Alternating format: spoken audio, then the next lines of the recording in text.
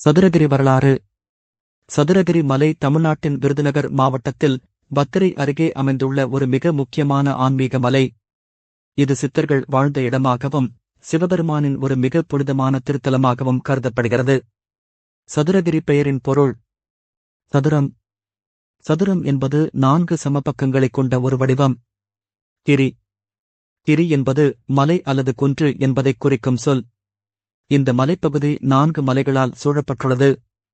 சுந்தரமகாலிங்கம், சந்தானமகாலிங்கம், ஆனந்த மகாலிங்கம் மற்றும் சதுர்வேத மகாலிங்கம். இதனால்தான் இது சதுரகிரி என அழைக்கப்படுகிறது. சதுரகிரி மலை 18 சித்தர் பீடங்களில் ஒன்றாக கருதப்படுகிறது. போகர், அகத்தியர், கரிசித்தர் போன்ற சித்தர்கள் இங்கு தவமிருந்து சமாதி அடைந்ததாக நம்பப்படுகிறது. சுந்தரமகாலிங்கம் சுவாமி இங்கு உள்ள முக்கியமான இறைவன். இம்மலையில் 5 கோவில்கள் உள்ளன. மகாலிங்கம், சுந்தரமூர்த்தி லிங்கம், சந்தன மகாலிங்கம், இரட்டை லிங்கம், காட்டுலிங்கம். பயணம் தாணிப்பாறை என்ற இடத்தில் இருந்து தொடங்குகிறது. நடைபயணம் சுமார் 3-4 மணி நேரம் ஆகும். பயணத்தின் போது சித்தர்கள் தவமிருந்த இடங்களை, சிறிய நீரூற்றுகள், மரபு மருந்துகள் காணலாம். மருந்துச் செடிகள் நிறைந்த மலை. சித்தர்கள் இந்த மலைப்பகுதியில் இருந்து மருந்து மூலிகைகளை சேகரித்து சித்த வைத்தியங்களை செய்துள்ளனர். இது மேற்கு தொடர்ச்சி மலைகளின் ஒரு பகுதியாகும். சதுரகிரி மலையேற்றத்தின் சிறப்பம்சங்கள். 1. சாகச மலையேற்ற பாதைகள். கோனா தலைவாசல் ஏறுதல் மலையேற்றத்தின் மிகவும் கடினமான பகுதியாக கருதப்படுகிறது. அதே நேரத்தில் இது மலையேற்றத்தின் மிகவும் சாகசமான பகுதியாகும். கோனா தலைவாசல் என்பது Z வடிவ செங்குத்தான பாதையாகும்.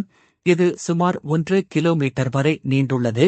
ஆனால் உங்கள் இடதுபுறத்தில் பள்ளத்தாக்கில் ஓடும் ஓடையுடன் அடர்ந்த காடுகளால் சூழப்பட்ட ஒழுங்கற்ற பாறை பகுதிகள் வழியாக ஏறுவது நிச்சயமாக உங்களுக்கு ஒரு மறக்க முடியாத அனுபவத்தை தரும்.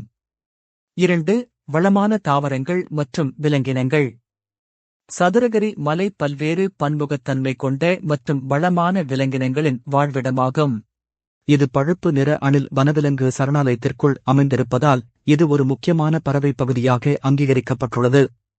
இங்கு சுமார் 275 வகையான பறவை இனங்கள் ஆவணப்படுத்தப்பட்டுள்ளன. அவற்றில் 14 உள்ளூர் இனங்கள் அடங்கும்.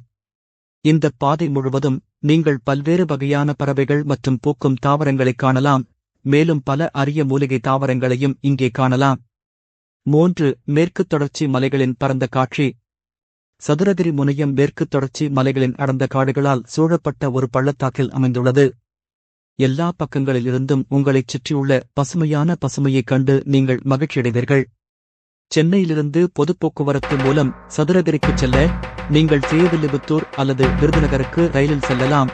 பின்னர் பத்திராயிருப்பு பத்ரா சென்று பின்னர் தாணிப்பாறைக்குச் செல்லும் பேருந்து அல்லது ஆட்டோ ரிக்ஷாவில் செல்லலாம். மாற்றாக நீங்கள் சென்னையில் இருந்து நேரடியாக ஸ்ரீவில்லிபுத்தூர் அல்லது விருதுநகருக்கு பேருந்தில் சென்று பின்னர் பத்திராயிருப்புக்குச் செல்லலாம்.